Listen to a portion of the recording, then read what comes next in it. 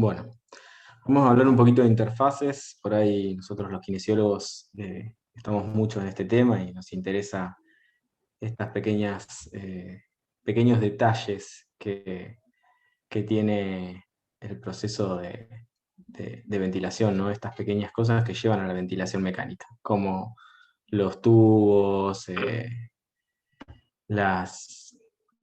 Jason, tenés el micrófono abierto, por favor. Gracias. Los tubos, los filtros, la humidificación y todas esas cosas que a veces uno no le presta mucha atención, pero es trascendental. Sin ir más lejos, el martes, ayer que estaba de guardia, un ventilador que tenía un pequeño detalle, que estaba reesterilizada la manguera y se ve que le hizo un chequeo inicial de calibración o lo dejaron con la fuga que tenía, el paciente estaba recontra sincrónico y fue sacarle eso que tenía la fuga, recalibrar el ventilador y el paciente era totalmente otro.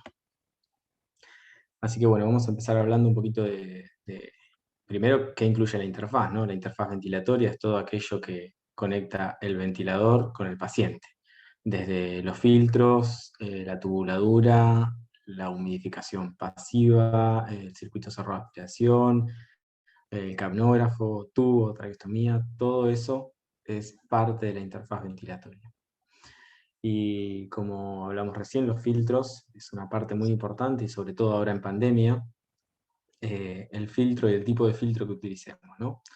Tenemos dos tipos de filtros que son los mecánicos y los electrostáticos. Los filtros mecánicos son una lámina de fibra de vidrio que está empaquetada, plegada, una hoja sobre la otra, como se ve acá en la figura del medio, y eso hace que todo el aire pase por cada una de esas capas que está plegada, generando así un filtrado por impactación.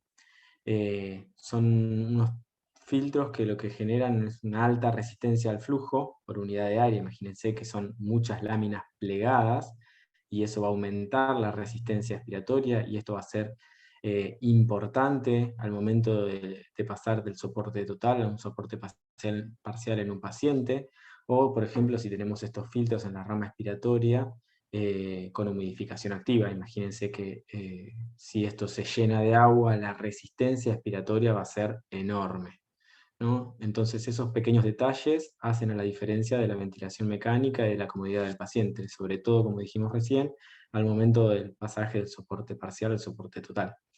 Un paciente EPOC que además tenía humidificación activa y tiene este filtro en la rama expiratoria, al momento de que se empieza a despertar va a tener una enorme resistencia eh, a la expiración. Estos tipos de filtros, los electrostáticos, tenemos dos, que son los tribocargados y los fibrilados. Los filtros electrostáticos tienen la característica de que son más pequeños, tienen menor resistencia, es una lámina de polipropileno, es finita, tiene menos espacio muerto y estos filtros están cargados electrostáticamente.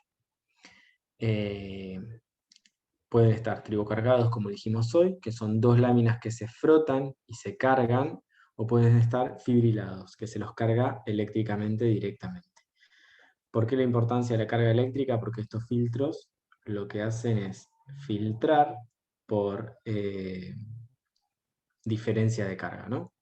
Las bacterias o los virus chocan contra esto que está cargado eléctricamente y no permiten que pase la membrana. Estos filtros lo que tenemos que tener especial atención es que cuando se llenan de agua pierden la propiedad de filtrado, porque están cargados eléctricamente. Entonces, cuando tenemos humidificación activa y están recontra impactados, además de aumentar la resistencia a la expiración, como los otros filtros, pierden su capacidad de filtrado. Importantísimo, sobre todo en época de pandemia. Entonces, ¿cuándo tenemos que utilizar filtros virales bacterianos? Bueno, la SATI nos dice que deberíamos aplicarlo en todos los pacientes que requieren ventilación mecánica a través de una vía aérea artificial. Como sabemos y como hemos aprendido, sobre todo ahora en la pandemia, que en la rama expiratoria no puede faltar el filtro viral bacteriano. ¿Por qué? ¿Cuál es la función? Y bueno, cuidar el ambiente donde nosotros trabajamos. Esa es la principal función que tiene. Entonces deberíamos utilizarlos en enfermedades del tracto respiratorio, nos dice Sati, que contagien a través de inhalación de gases contaminados, por ejemplo tuberculosis, por ejemplo COVID. En productos de gases medicinales con escaso mantenimiento, sobre todo del ventilador hacia el paciente, en la rama inspiratoria, sobre todo si usamos humidificación activa, donde podríamos usarlo en las dos ramas para evitar, si bien el ventilador no debería estar contaminado, si bien los poliductos no deberían estar sucios, uno podría tomar esa precaución, por si así pasara, que sabemos que es más común de lo que pensamos.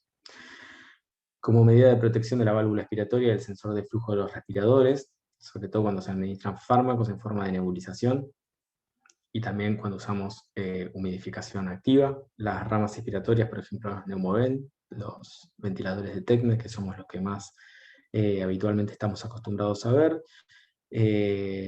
tienen ese sensor de flujo que en realidad no es un sensor, es un transductor, hablando propiamente, porque no sensa el flujo, sino que traduce por diferencia de presión a través de esa pequeña membranita que ven. Eh, entonces, si esto no tuviera un filtro y se llena de agua, la información que va a brindar a través de esa diferencia de presión a través de los lados de la membrana va a ser errónea, por lo cual el ventilador va a recibir un flujo, o nos va a dar información, nos va a devolver una información de un flujo que quizás no sea tal. Para proteger la válvula expiratoria y el sensor de flujo de los respiradores cuando se utilizan humidificadores activos, como decíamos recién, por ejemplo, los TECME no se van a dañar porque los secamos y listo, pero los ventiladores del tipo Macket tienen sensores ultrasónicos y si eso se llena de agua, obviamente no va a sensar y después no sirve. Y para evitar la contaminación de la válvula expiratoria, el sensor de flujo de los respiradores ante el paso de aire proveniente de la exhalación del paciente, como hoy me tocó charlar con la gente de Infecto en el hospital, que me decían que querían sacar las válvulas del Neumovent y eso, y nosotros no queremos que las saquen, porque lo que pasa es que después que cuando se desinfectan, se pierden o el diafragma de la válvula, o se empiezan a cristalizar, se rompen, después nunca funcionan igual. Les comenté esto que les estoy diciendo, que tienen todos filtros viral bacteriano, entonces no haría falta de contaminarlo ni nada, porque ya están filtrados. Con una limpieza externa, aparte eso no está en contacto con el paciente directamente, o sea, no es la rama inspiratoria, sino que es la expiratoria, no debería pasar nada. La importancia de la utilización de los filtros, ¿no? ¿Y qué características tienen que tener un filtro ideal? Tiene que ser de pequeño volumen interno, ¿no? Como dijimos, poco espacio muerto, baja resistencia, los electrostáticos son ideales en ese sentido. Tiene que ser transparente para ver si está impactado, si está sucio. Cuando los filtros se empiezan a ensuciar por el aire que ingresa, sobre todo los equipos de flujo continuo, van a ver que se empiezan a poner grises, por lo cual deberíamos cambiarlo. Si no fueran transparentes no podríamos ver esto. Tiene que ser liviano, que no aumente el peso de las tubuladuras, que no predisponga a que se caigan. Económico, sobre todo. Tiene que tener un alto porcentaje de eficiencia y tiene que ser hidrofóbico. En cuanto a lo que continúa, ¿no? Los circuitos del ventilador, tenemos diferentes tipos de circuitos, van a encontrar diferentes presentaciones, diferentes modelos, dependiendo del lugar donde estén y del equipo de ventilación mecánica. Por ejemplo, acá tenemos un ventilador de una rama única, una rama interna y otra externa, que esto es sensa por a través de una válvula y expira por un lado y el aire ingresa por otro.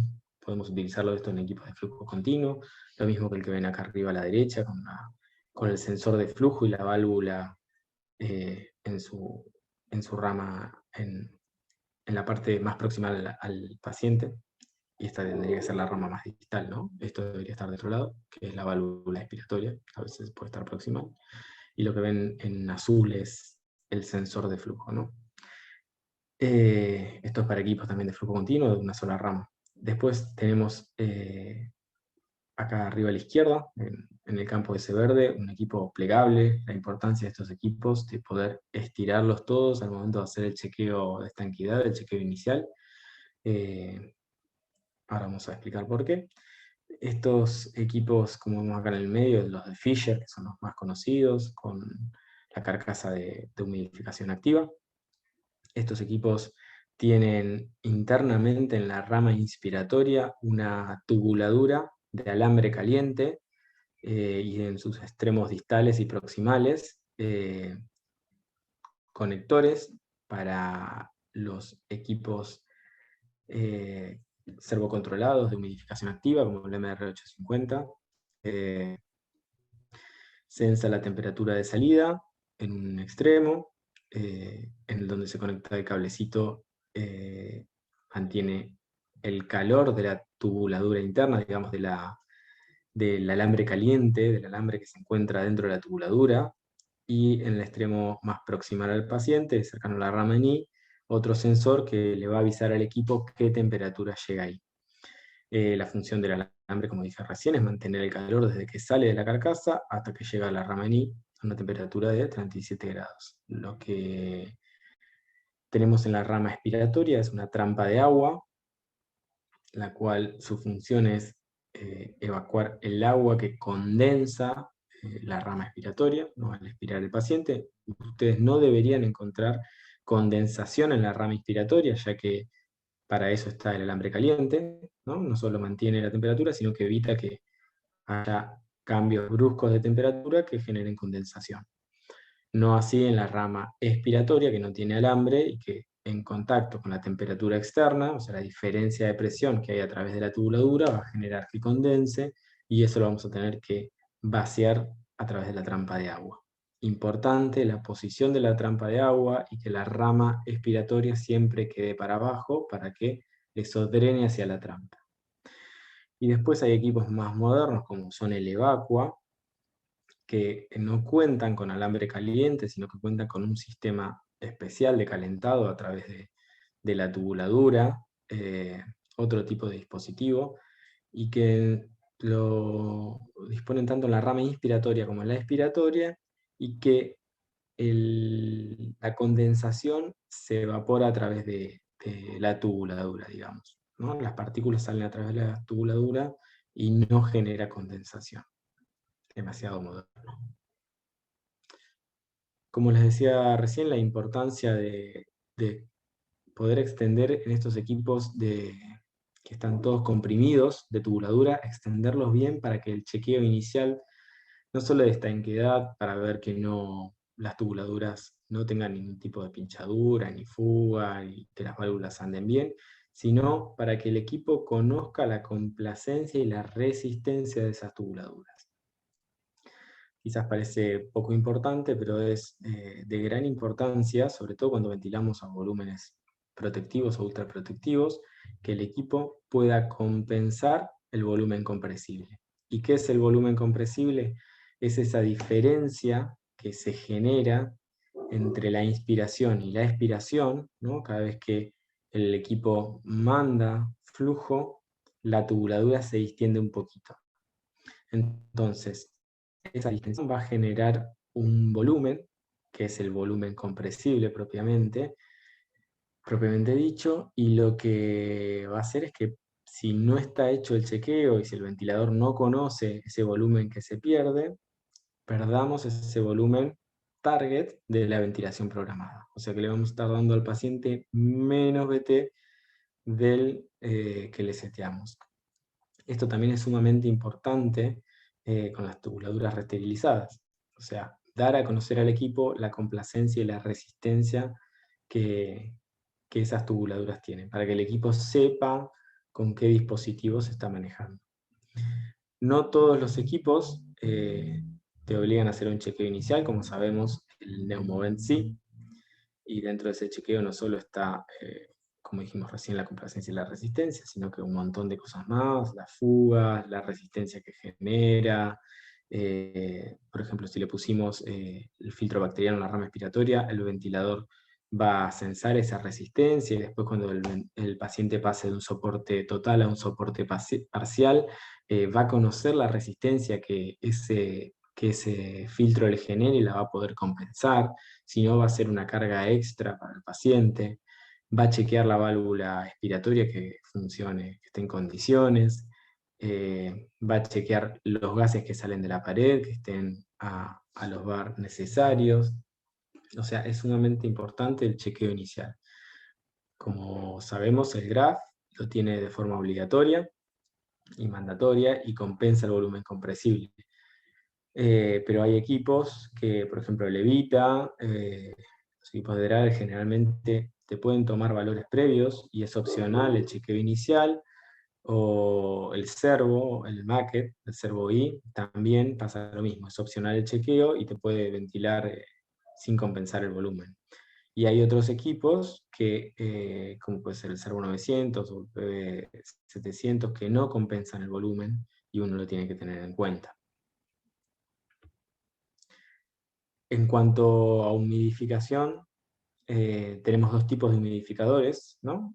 Dos tipos de humidificación pasiva y humidificación activa. La humidificación activa consta de una carcasa calentadora que puede ser autoservo o puede ser seteada por nosotros, dependiendo lo que contemos de disponibilidad en nuestra institución. Esta carcasa va a generar calor a través de un calentador, de una membrana donde se apoya la carcasa calentadora, ¿no? Propiamente, donde ahí cae el agua, y el aire que ingresa ahí va a salir caliente y húmedo y va a llegar al paciente en esas condiciones. Importantísimo el chequeo inicial cuando cambiamos de humidificación pasiva a humidificación activa, ya que le estamos agregando una parte más de tubuladura, que es la tubuladura que va a salir de la rama inspiratoria a la carcasa y de la carcasa al paciente, y además le estamos estamos generando aire caliente. Entonces eso va a generar que las partículas choquen diferente y el flujo va a ser distinto y el ventilador tiene que saber para poder compensar ese volumen. Es distinto la compresión del aire a una temperatura caliente, 37 grados, como va a salir del equipo, a el aire frío que viene de central, ¿no? Y lo otro que tenemos que tener en cuenta es que debe estar lleno con agua antes de iniciar el chequeo. Cuando hablamos de HMF, lo que hablamos es de un intercambiador de calor y humedad con filtro, la F es de filtro. Este dispositivo lo que hace es que el aire caliente, que el aire que el paciente exhala esté caliente y húmedo, quede atrapado en ese dispositivo a través de unas sales particulares que tiene y la conformación del equipo, ¿no? Del HMF, del humidificador pasivo. Queda el aire caliente y en la próxima inspiración el aire que ingresa va a entrar caliente y húmedo y va a llegar al paciente.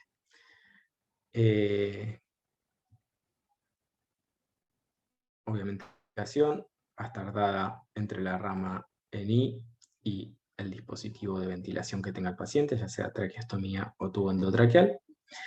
Y como vemos acá, como es la temperatura, es más caliente cercano al paciente, porque dijimos que es donde impacta el calor y la humedad y queda, y más fría llegando a la I.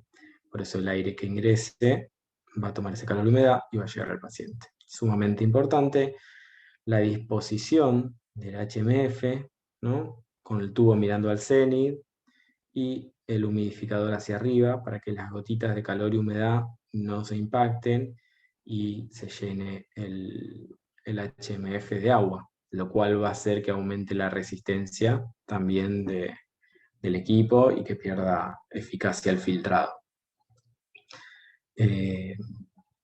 Vamos a ver qué sigue.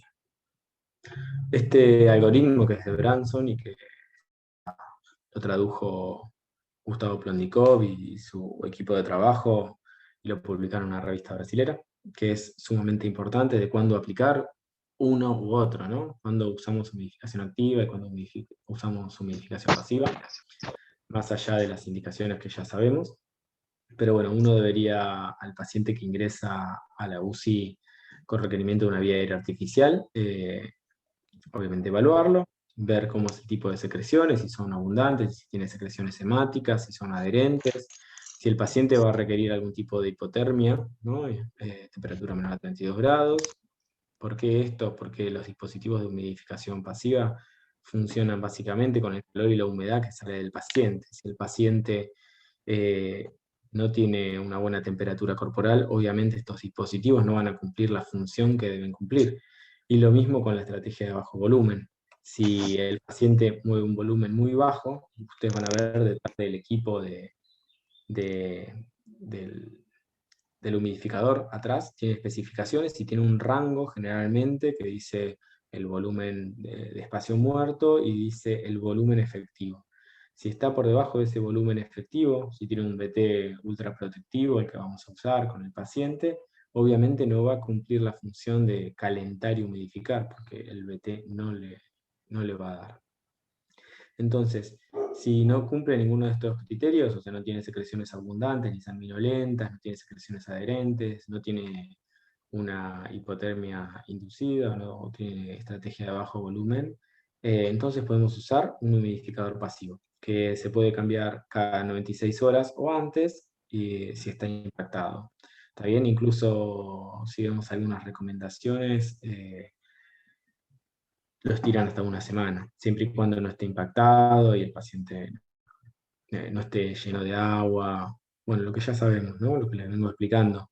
Obviamente nunca llegamos a tener una semana, siempre alguna gotita cae o siempre queda para abajo, siempre algún maco lo impacta y hay que cambiarlo. Pero bueno, para tener en cuenta que a nivel económico también resulta bastante barato si es que dura tanto tiempo, ¿no? Si tenía secreciones abundantes y sanguinolentas o adherentes, o el paciente tiene que tener, está hipotérmico o tiene que tener algún tipo de medida de hipotermia, o vamos a usar estrategias de volumen ultraprotectivo, o si requerimos más de 4 cambios de humidificador en menos de 24 horas por impactación, lo que deberíamos hacer entonces es utilizar humidificación activa. Le colocamos humidificación activa, evaluamos el paciente, y vemos qué pasó. Si las secreciones son abundantes y espesas, no, han mejorado, bueno, volvemos a evaluar, quizás está en un proceso de muy secretorio y va a disminuir con el tiempo, y si las secreciones siguen siendo espesas o adherentes, vemos que no mejoró con la humidificación, entonces debemos chequear la temperatura seteada, el nivel de agua de dispositivo, si así está todo bien y las secreciones son abundantes, lo que deberíamos chequear entonces es la hidratación del paciente, ¿no? Recordemos que tenemos una membrana, que tenemos el clínex mucociliar que se encarga de, a través de las cilias, drenar todas las secreciones, o sea, de distal a proximal, de lo más distal del alveolo hacia lo más proximal, ¿no? Tráquea, y que así puedan ser eh, deglutidas o eliminadas o aspiradas a través del tubo. Pero si esta membrana, esta capa mucociliar, tiene dos partes, ¿no? La parte de agua, la capa eh, gel, digamos, y la capa sol. La capa sol, digamos que es la de agua, y la capa gel, que es la más mucosa. Si esta capa de agua es más baja, lo que genera es que las cilias estén más en contacto con la capa gel y no pueden hacer un buen movimiento de batido ciliar para poder favorecer el clearance mucociliar.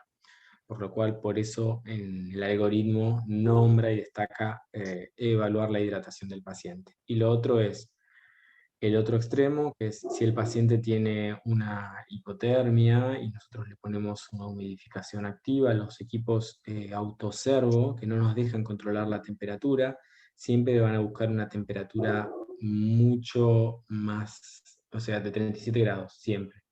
Entonces el punto de saturación isotérmica va a estar no en la carina, sino más distal, generando así un aumento del agua distal a la carina, o que se produzca este proceso como pasaba en la tubuladura, del cambio de temperatura externo a lo que es interno y que se condense. Bueno, que esto pase, pero más distal a la carina, generando así también un aumento de esa capa sol, y que no va a favorecer tampoco el clearance, porque lo que va a pasar acá es que en vez de estar todo el tiempo en contacto la cilia con la capa mucosa y disminuir el clearance, va a estar aumentada la capa sol, y lo que va a pasar es que la cilia no va a llegar a mover la capa gel para favorecer el clearance mucociliar. Un chino lo que les expliqué, pero es así. Lo podemos después repasar más sencillo.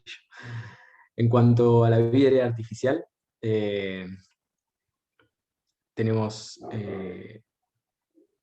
una vía aérea natural, ¿no? Que es la que nosotros tenemos y que tiene cierto espacio muerto y cierta resistencia, y cuando el paciente pasa a tener una vía aérea artificial, salteamos esto y vamos a dejar de tener filtrado y humidificación, que es lo que reemplazamos con el HMF y los filtros que le dije recién, y vamos a tener un aumento de la resistencia, ¿no? Porque vamos a disminuir el calibre de la vía aérea. Pero en relación a lo que es la vía aérea natural, la resistencia siempre va a ser mayor. Imagínense que tenemos las narinas, los cornetes, las cilias, ¿no? Los pelitos de la nariz, y todo eso genera resistencia, y todo lo que es también espacio muerto, o sea, tenemos mucho más espacio de lo que puede llegar a generar por ahí una vía aérea artificial, como puede ser un tubo o una traqueostomía. Y en cuanto a la resistencia que estábamos hablando recién, la ley de Poiseuille, que es con la que regimos los flujos, nos habla de que la resistencia va a estar en relación al radio a la cuarta, ¿no? Íntimamente relacionado, o sea, cada vez que el radio disminuya, nos va a aumentar exponencialmente la resistencia. Y esto es de vital importancia, dependiendo el diámetro del tubo y el volumen minuto expiratorio que manejemos. Si nosotros tenemos un tubo 6, 7, 8, 9 y manejamos un volumen expiratorio de 5 litros minuto, el trabajo no va a ser importante. Pero vemos acá en el gráfico cómo a medida que aumenta el volumen minuto expiratorio, va a aumentar exponencialmente el trabajo. ¿Y esto cuándo es importante? Como en la mayoría de las cosas, cuando pasamos de un soporte total a un soporte parcial. Empezamos a ventilar a un paciente, a dejar de controlar a un paciente totalmente, pasar a un soporte parcial, ¿no? Lo ponemos en presión de soporte, y cuando empieza a manejar mayor volumen minuto, si tiene un tubo más chico, el trabajo ventilatorio va a ser exponencialmente mayor que si tiene un tubo más grande, ¿no? Muy importante eso. En cuanto al espacio muerto, la ley el que lo rige es la misma que usamos para los círculos. Hacemos pi por radio al cuadrado y lo multiplicamos por altura, y ahí vamos a tener el espacio muerto del cilindro. Un tubo 8, por ejemplo, que tiene un radio de 8 milímetros, al cuadrado va a ser 16, lo multiplicamos por el largo, más o menos 35 centímetros por pi, nos va a dar un espacio muerto de 17 centímetros cúbicos, que es totalmente despreciable, ¿no? Casi